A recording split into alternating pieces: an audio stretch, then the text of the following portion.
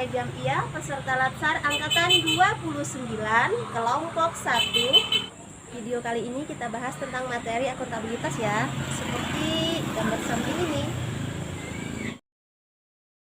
Materi pokok yang pertama tentang konsep akuntabilitas. Pengertian akuntabilitas, kewajiban pertanggungjawaban yang harus dicapai. Akuntabilitas juga merujuk pada kewajiban setiap individu, kelompok, atau institusi untuk memenuhi tanggung jawab yang menjadi amanahnya, yaitu menjamin terwujudnya nilai-nilai publik. Selanjutnya, aspek-aspek akuntabilitas. Yang pertama, akuntabilitas adalah sebuah hubungan. Yang kedua, berorientasi pada hasil. Yang ketiga, membutuhkan laporan. Yang keempat, membutuhkan konsekuensi. Dan yang kelima, memperbaiki kinerja. Kemudian ada 3 fungsi utama akuntabilitas publik. Yang pertama, peran demokratis untuk menyediakan kontrol demokratis. Yang kedua, peran konstitusional untuk mencegah korupsi dan penyalahgunaan kekuasaan. Yang ketiga, peran belajar untuk meningkatkan efisiensi dan efektivitas. Sedangkan untuk akuntabilitas publik terbagi menjadi 2. Yang pertama, akuntabilitas vertikal, yaitu pertanggungjawaban kepada otoritas yang lebih tinggi. Yang kedua, akuntabilitas horizontal, yaitu pertanggungjawaban kepada masyarakat luas. Dan untuk tingkatan akuntabilitas, yang pertama ada akuntabilitas personal, yang kedua ada akuntabilitas individu, yang ketiga akuntabilitas kelompok, yang keempat akuntabilitas organisasi, dan yang kelima akuntabilitas stakeholder.